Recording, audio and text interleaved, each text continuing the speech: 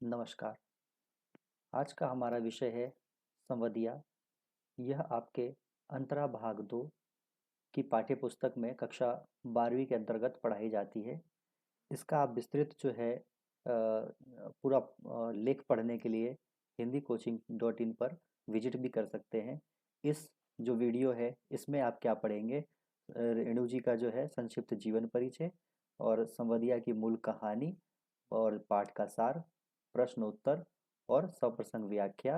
ये सभी जो है हमने जो लेख तैयार किया है वो परीक्षा की दृष्टि से तैयार किया है और यह जो है पढ़ने से आपको तत्काल पूरा लेख स्मरण हो आएगा और परीक्षा की आपकी तैयारी हो सकेगी। तो इसके लिए आप अंत तक बने रहें। फणीश्वर नाथ रेणु आंचलिकता के कवि हैं। आंचलिकता यानी कि ग्रामीण के कवि हैं। उनके संपूर्ण साहित्य का अध्ययन करने पर पता चलता है कि ग्रामीण जीवन को काफी बारीकी से प्रकट किया है। यहाँ देखिएगा, ग्रामीण जीवन को काफी बारीकी से प्रकट करने का प्रयास करते हैं। उनके उपन्यास ग्रामीण जीवन और आंचलिकता पर आधारित है। उनके जितने भी उपन्यास हैं वो सभी ग्रामीण जो है परिवेश पर आधारित है। चाहे कोई सा भी साहित्य उन्होंने लिखा है, उसमें जो मूल विषय वस्तु होती है वो ग्रामीण ग्रामीण और आंचलिकता से संबंधित होती है। संवदिया कहानी भी आंचलिकता और ग्रामीण परिवेश को दर्शाता है। पूर्व समय में जब चिट्ठी, टेलीफोन आदि की व्यवस्था नहीं थी, तब संवदिया मुख्य भूमिका निभाया करते थे।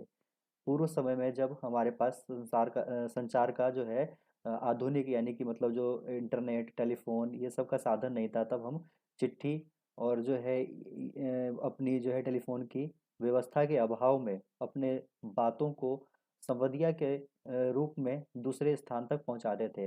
संवदिया को अपनी कहानी या कोई भी जो संदेश था वो बता दिया करते थे और वह संवदिया वहां जाकर, जहाँ पे हमें भेजना होता संदेश, वहां जाकर हूबहू आपकी बातों को वह कह देता था। ठीक है। तो व्यवस्था नहीं तो संवदिया जो है इसकी मुख्य भूमिका मतलब संचार का काम किया करते थे। वह संवाद को एक स्थान से दूसरे स्थान तक पहुंचाया करते थे। कथित रूप से संवाद मतलब हमारी जो बातें हैं वो दूसरे स्थान पर पहुंचाया करता था। उसका मान आदर खूब हुआ करता था, किंतु आज संवदिया के प्रति लोगों का दृष्टिकोण पूर्वत नहीं है।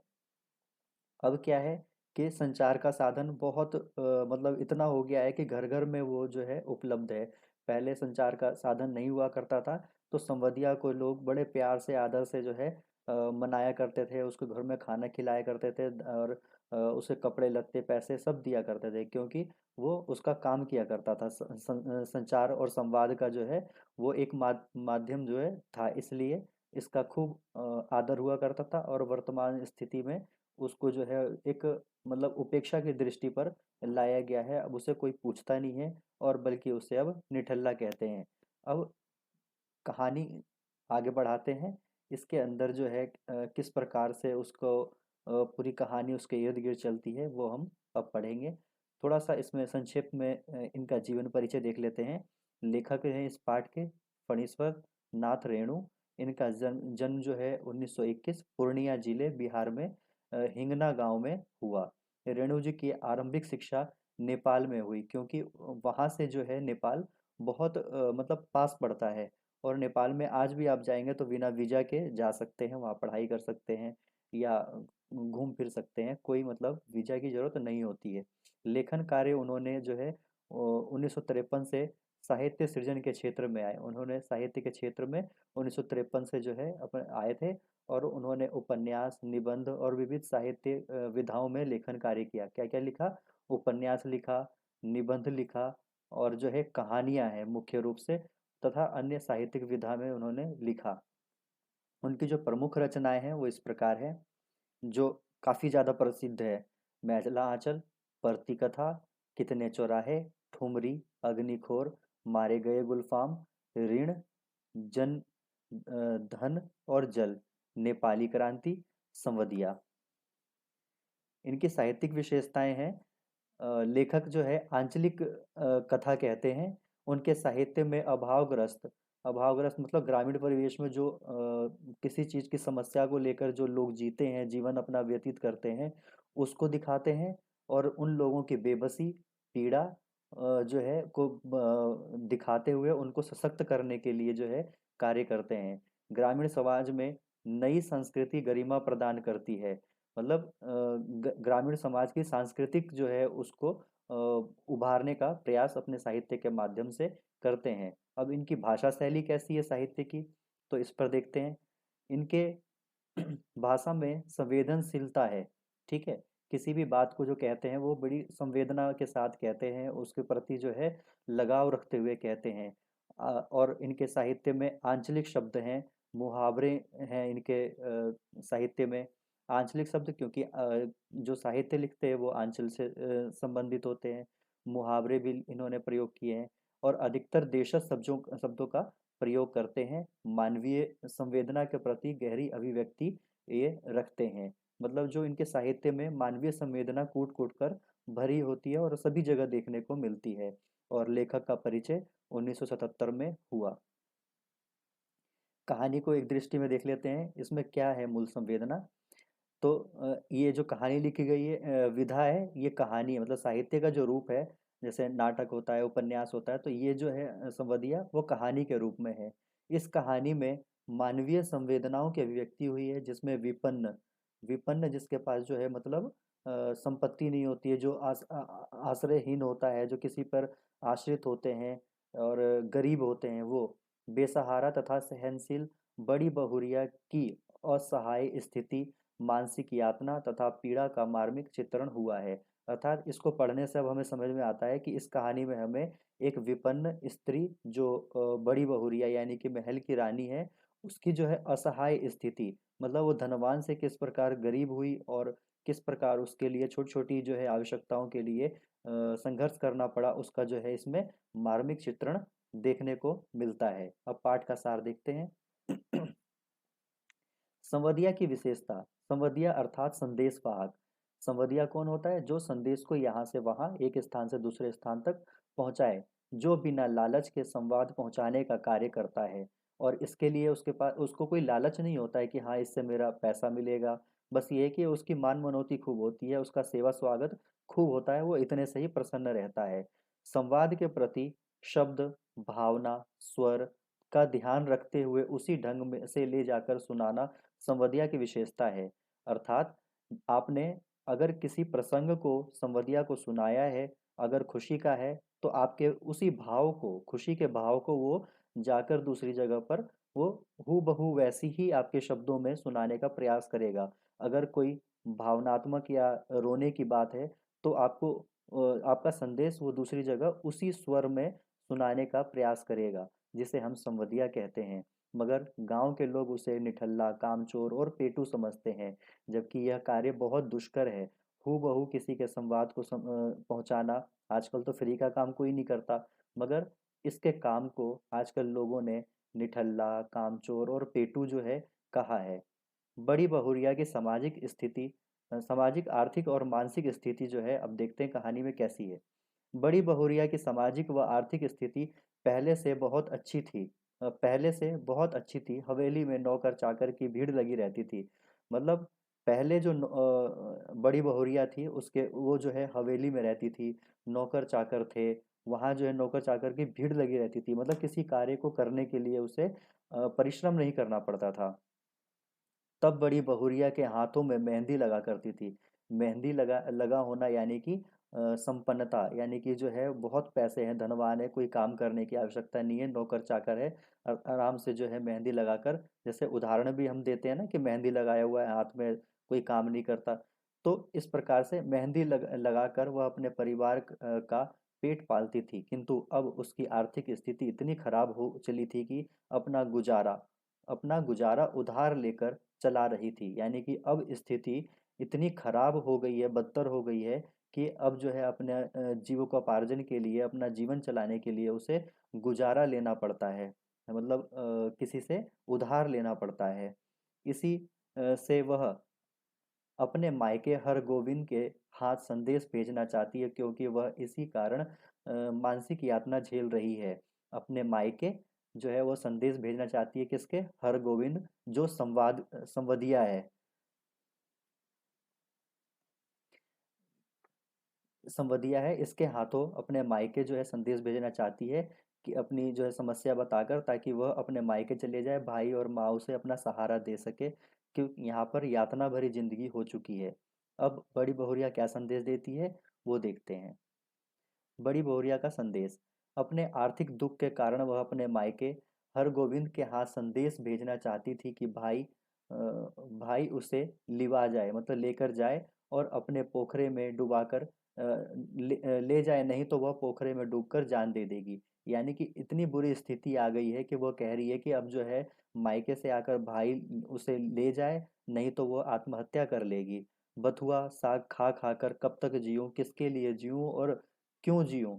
ठीक है। अब जो स्थिति इतनी खराब है कि खाने के लिए भी घर में कुछ नहीं है। बथुआ का साग कौन खाता है, गरीब खाते हैं, मजदूर खाते हैं, जिनके पास बिल्कुल कोई सहारा नहीं होता, कोई मतलब खाने का मतलब ये है कि जीवन किसी भी प्रकार से जीना है, पेट पालना है।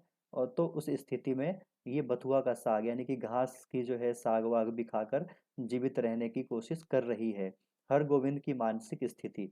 बड़ी बहुरिया के संवाद का एक एक शब्द हर गोविंद के मन में कांटे की तरह चुभ रहा था। वह बड़ी बहुरिया की वेदना, बेबसी, पीड़ा, दुख समझ रहा था। उससे वह स्वयं मानसिक पीड़ा हो रही थी। बड़ी बहुरिया का जो संदेश था हरगोविंद के जो है मानसिक स्थिति को खराब कर रहा था। वह उसके मन में कांटे की तरह चुभ रहा था कि बताओ वो किस प्रकार एक संपन्न महिला थी और आज जो है किस तरह वेदना और पीड़ा बेबसी में जो है अपना दुख वो जो है झेल रही है, अपना जीवन चला रही है। इस यह सोच सोच के हरगोविंद की भी हालत खराब हो रही थी। वह उसके मायके में खुद संवाद कैसे सुनाएगा, यह जो है वो सोच सोच कर काफी दुखी हो रहा था। गांव वाले उस पर थूकेंगे, मतलब पहले किसी औरत का सम्मान गांव का सम्मान हुआ करता था। तो वो हरगोविंद यही सोच रहा है कि गांव की मतलब बहू की जो है ऐसी स्थिति दूसरे गांव में जाके बताएंगे तो गांव वाले, उनके गांव वाले क्या करेंगे, हमारे ऊपर थूकेंगे कि कैसा गांव है जहां लक्ष्मी जैसी बड़ी बहुरिया दुख भोग रही है। यानी कि गांव की जो है बहू इतने जो है सुख संपन्न में जो थी वो आज दुख भोग रही है और गांव वाले उसे कोई सहारा नहीं दे पा रहे हैं। ये सोच सोच के हरगोविंद काफी व्यथित हो रहा था। उसके मन में अपने गांव बड़ी बहुरिया की बहुत इज्जत थी। मतलब हरगोविंद के मन में अपने गांव और बड़ी बहुरिया की बहुत इज्जत थी, जिसको वह बदनाम नहीं करना चाहता था। वह अपने गांव का नाम खराब नहीं करना चाहता था। वह बड़ी बहुरिया को गांव छोड़कर जाने नहीं देना चाहता था, क्योंकि बड़ी बहुरिया के जाने से उसके गांव की और उसके जो है बहू की बदनामी होनी थी। हरगोविंद का संकल्प। अपने गांव वापस अपने गांव वापस पहुंचकर उसने बड़ी बहुरिया के पांव पकड़ लिए। अच्छा, इससे पहले का एक प्रसंग और है कि वह उसके यहाँ जब जाता है मायके बड़ी बहुरिया के, वहां पे वो इन्हीं उलझनों में, मतलब गांव की बदनामी और बड़ी बहुरिया का चेहरा उसे याद आता था। और इसके कारण वह जो है बदनामी के डर से उसकी माँ को वह संदेश नहीं सुना पाता और वह निराशा से लौट आता है। बहुत परेशान होकर, विचलित होकर वह अपने गांव पहुंचता है। ठीक है। अपने गांव वापस पहुंचने पर उसने बड़ी बहुरिया के पांव पकड़ लिए, माफी मांगते हुए उसका संदेश न पहुंचाने की बात कही और साथ ही उसको अपना बेटा बताते हुए संकल्प लेता है। बड़ी बहुरिया के गांव जब वो पहुंचता है तो बहुरिया का संदेश वह अब उसकी माँ को और भाई को नहीं सुनाता है और वापस आकर वह जो है बड़ी बहुरिया के पांव पकड़ लेता है और वो कहता है कि मैं तुम्हारा बेटा हूँ और मैं संकल्प लेता हूँ कि मैं जो है तुम्हें अपने माँ के समान मानूंगा और पूरे गांव में माँ का सम्मान माँ का स्थान दिलाऊंगा। वह आग्रह करता है कि गांव छोड़कर न जाए। साथ ही वह यह कहता है कि मैं अब निठल्ला नहीं रहूंगा, यानी कि संवदिया का काम तो एक ऑप्शन है कि करूंगा या नहीं करूंगा, मगर कमा कर, मतलब रोजगार के माध्यम से कुछ धन और जो है जीवन चलाने के लिए पूंजी एकत्र करूंगा। मैं एक बेटे की तरह तुम्हारी सेवा करूंगा, किंतु तुम्हें गांव छोड़कर जाने नहीं दूंगा। ऐसा जो है उसका भाव वो जो है प्रकट करता है। वह गांव में कोई भी कष्ट नहीं होने देगा, उसके सभी काम करेगा। बड़ी बहुरिया से वह वादा करता है कि वह गांव में ही रहे, उसे किसी प्रकार का कष्ट सहन नहीं होने देगा। उसके लिए, उसके जीवन के लिए जितने भी जो है साधन जुटाने पड़ेंगे वह हरगोविंद जुटाएगा। कुल मिला के मोटा मोटी यह इस कहानी का सार था, जिसे आप पाठ पढ़ेंगे तो ये और क्लियर हो जाएगा। अब कुछ इसमें महत्वपूर्ण प्रश्न उत्तर हैं, तो वो हम देख लेते हैं किस प्रकार से है। प्रश्न है, संवदिया कहानी का प्रतिपाद्य क्या है? तो उत्तर हमारा इस प्रकार होगा, संवदिया कहानी में मानवीय संवेदना और विलक्षण पहचान हुई है। इसमें असहाय और सहनशील नारी मन के कोमल तंतु के उसके दुख और करुणा की पीड़ा और यातना की सूक्ष्म पकड़ हुई है। इस कहानी में रेणु जी ने बड़ी बहुरिया की पीड़ा को उसके भीतर ही हाहाकार और संबोधन के माध्यम से अभिव्यक्ति प्रदान की है। इसमें जो है प्रतिपाद्य क्या है, नारी जो है मन में जो कोमल तंतु होते हैं उसमें जो है दुख, करुणा, पीड़ा, यातना सूक्ष्म को जो है इसको व्यक्त किया है। ठीक है। दूसरा क्वेश्चन है, बड़ी बहुरिया का संवाद हरगोविंद उसके मायके तक क्यों नहीं पहुंचा सका? ठीक है। क्यों नहीं, वो जो है वहां मायके जाकर भी उसकी बात को वो क्यों नहीं कह पाया, उसको हमें बताना है। तो बड़ी बहुरिया की मानसिक पीड़ा और यातना, ये गलत लिखा हुआ है, यातना है, को हरगोविंद बहुत अच्छी तरह समझ रहा था। उसके मायके पहुंचकर वहां का खुशनुमा वातावरण व अभावगत देखकर उसकी हिम्मत नहीं हुई कि हरगोविंद को वह अपने गांव की इज्जत और मिट्टी में मिलता देखे, तथा लग रहा था कि वह फिर गांव की लक्ष्मी सदा के लिए गांव छोड़कर चली जाएगी। उसकी वेदना का समाचार वह किस मुंह से सुनाएगा? इसमें जो है वो एक चीज तो देख रहा था कि जो उसके भाई के यहाँ का जो वातावरण था वो खुशनुमा था। ठीक है, थोड़ी बहुत अभावग्रस्त उसकी स्थिति थी, मगर वहाँ का जो है वातावरण ठीक ठाक था। और इसमें उसके गांव की इज्जत थी, मतलब बड़ी बहुरिया का जो संदेश था, वो अगर बड़ी बहुरिया चली जाती तो गांव की इज्जत भी चली जाती। और बड़ी बहुरिया को वह लक्ष्मी मानता था, गांव की लक्ष्मी थी, या अभी भी कोई भी बहू होती है वो गांव के जो है लिए आदर का विषय होता है। अगर बहू चली आएगी तो गांव की बदनामी हो जाएगी। तो इस ऊहापोह में, इस स्थिति में वह अपने बड़ी बहुरिया का संदेश उसके मायके नहीं कह सका। तीसरा प्रश्न, संवदिया की क्या विशेषता है और गांव वालों के मन में संवदिया की क्या अवधारणा है? तो संवदिया की विशेषता और गांव वाले लोग क्या सोचते हैं वो बताना है हमें। तो इस प्रकार से बता सकते हैं, संवदिया संवाद को हूबहू ग्रहण करके गंतव्य स्थान तक पहुंचाता है, यानी कि जैसा आपने कहा है वैसा ही एग्जैक्ट वो जाकर दूसरी जगह पर सुनाएगा। यह कार्य बेहद जटिल है, क्योंकि संवाद ले जाने वाला जिस स्वर और भाव से बोल रहा है उसी स्वर और भाव के साथ संवाद को पहुंचाना होता है। यह कार्य इतना सरल नहीं होता जितना लगता है। गांव के लोगों ने यह अवधारणा बना ली है कि संवदिया निठल्ला और कामचोर व्यक्ति होता है, जिससे कोई कार्य नहीं होता, बस बैठकर खाने की आदत होती है। यह अवधारणा लोगों की सरासर गलत है। अब आप ही याद रखिए, आपको किसी ने जो है 15 मिनट की कोई बात कही, हूबहू आप ले आकर किसी दूसरे के सामने 2 दिन, 3 दिन, 4 दिन, जितने दिन में भी आपको लगे वहां पहुंचने में गंतव्य तक, क्या आप उतने बात को हूबहू एक शब्द जैसा आपको बोला गया है वैसे ही शब्द वहां बोलने हैं, उसी भाव से बोलने हैं, तो क्या आप कर पाएंगे? तो ये जो है काम इतना आसान नहीं होता है जो संवदिया करता है। उसे सब बातें, सब एक एक शब्द, एक एक भाव उसे याद रहता है, और ले आकर उसी भाव और शब्दों को वहां रखता है जो यहाँ से संदेश देकर भेजा गया है। किंतु लोगों ने उसे निठल्ला, कामचोर और तमाम तरह की बातें जो है कहते हैं, उसे उसका मजाक बनाते हैं, किंतु संवदिया इसकी परवाह नहीं करता। अगला क्वेश्चन, बड़ी बहुरिया बड़ी हवेली से बुलावा आने पर हरगोविंद के मन में किस प्रकार की आशंका हुई? तो उत्तर होगा, हरगोविंद संवदिया है, वह संवाद लेकर जाता है जिसके कारण उसका घर बार चल पाता है। हरगोविंद को आज से पूर्व बड़ी हवेली में नहीं बुलाया गया था, मतलब आज से पूर्व उसे संदेश ले जाने के लिए हवेली में नहीं बुलाया गया था। हरगोविंद को बड़ी हवेली के सभी हालातों का पता था, यानी कि हरगोविंद यह जानता था कि पहले हवेली में खूब खुशियां बरसती थी, आज जो है बड़ी बहुरिया के पास खाने के लिए जगह, मतलब खाने के लिए धन नहीं है। और उसके जो है परिवार में क्या स्थिति है, उसके जो चाचा, मतलब उसके जो जेठ और देवर हैं, वो जो है मतलब प्रदेश में शिफ्ट हो रखे हैं और यहाँ पर उसे अकेला छोड़ रखा है। तो ये सभी उसे पता था। यहाँ तक कि बड़ी बहुरिया हवेली में अकेली रहती है और किस प्रकार की परिस्थिति में अपना जीवन चला रही है उससे भी वाकिफ था, यानी कि उस स्थिति से भी वाकिफ था कि वो अपना घर बार किस प्रकार चला रही है।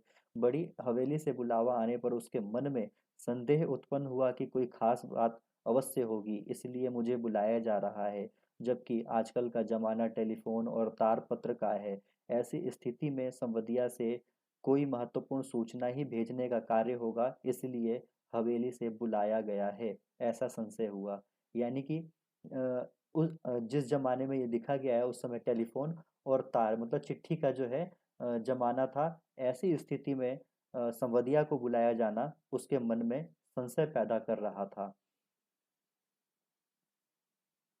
बड़ी बहुरिया अपने मायके संदेश क्यों भेजना चाहती थी? ये जो है क्वेश्चन अधिकतर पेपरों में पूछा जाता है, तो इसे हम इस प्रकार से लिख सकते हैं। बड़ी बहुरिया का जब ब्याह हुआ था तब वह हवेली में रौनक तथा धन धान्य से भरा रहता था। देखिए, जब शादी हुई थी तो हवेली में रौनक थी, धन धान्य की कोई कमी नहीं थी, नौकर चाकर खूब भरे पड़े रहते थे। जब उसके पति की मृत्यु हुई तो सभी भाई अलग हो गए। पति की मृत्यु के बाद सभी भाई अलग हो गए, जमीन जायदाद में बंटवारा कर लिया। जो जमीन जायदाद थी, खेती थी, सब जो है बांट लिया और वो सभी जो है गांव छोड़कर शहर में जा बसे। गांव में केवल बड़ी बहुरिया अकेली रह गई। जीवन का निर्वाह बड़ी कठिनाई से चल रहा था, खाने पीने के लाले पड़े थे क्योंकि कोई कमाने वाला नहीं था। यहाँ का जीवन अब नर्क के समान हो गया था, क्योंकि कोई बड़ी बहुरिया की सुध लेने वाला नहीं रहा। वह अपने जीवन से इतना परेशान हो गई थी कि वह अपने मायके वापस जाकर रहने को विवश हो गई थी।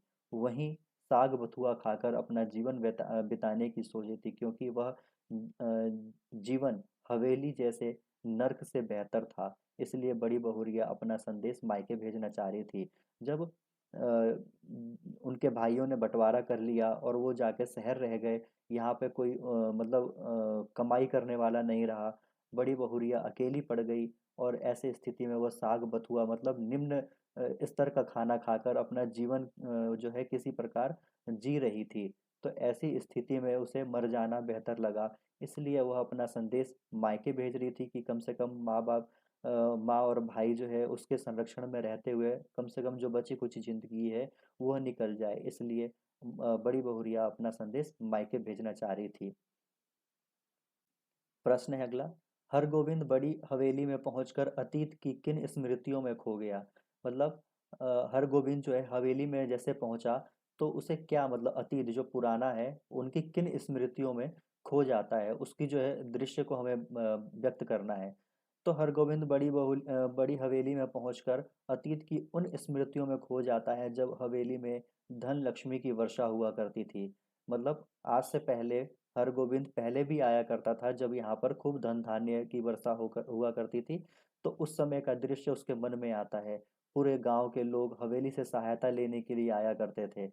देखिए, पूरे गांव के लोग जो है हवेली से सहायता प्राप्त करते थे, चाहे वो धन के रूप में हो चाहे जो है किसी भी प्रकार से हो। खुशहाली हवेली में साक्षात लक्ष्मी के रूप में विराजमान रहा करती थी। नौकर चाकरों की भीड़ हवेली में हमेशा रहती थी। कोई भी कार्य करने के लिए लोगों की आवश्यकता नहीं थी, नौकर चाकर ही किया करते थे। नौकर चाकर समय से कार्य पूरा कर दिया करते थे। बड़ी बहुरिया शान से हवेली में रहा करती थी। बड़ी बहुरिया शान से हवेली में रहती थी। आज वैसी स्थिति नहीं है, इसलिए अतीत की स्मृतियाँ उसके जो है दिमाग में आती है और वो उसी में खो जाता है, वो पुराने दृश्य को याद करने लगता है। अगला प्रश्न। बड़ी बहुरिया का संवाद हरगोविंद क्यों नहीं सुना सका?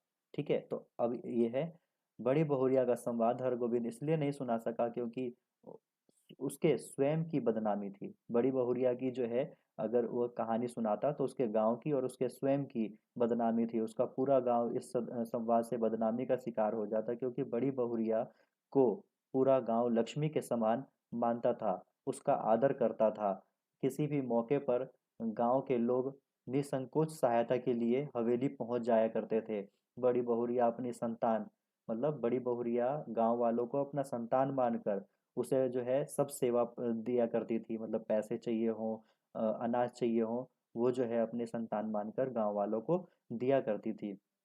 आज बड़ी बहुरिया की स्थिति ठीक नहीं होने पर पूरे गांव के लोग उसकी जो है अनदेखी करते हैं, अवहेलना करते हैं। यहाँ तक कि उसे गांव छोड़ने की नौबत आ रही है। ऐसी स्थिति बेहद कष्टदायक थी। इस बदनामी के डर से हरगोविंद बड़ी बहुरिया का संवाद उसके मायके में उसके माँ और भाई को नहीं सुना सका।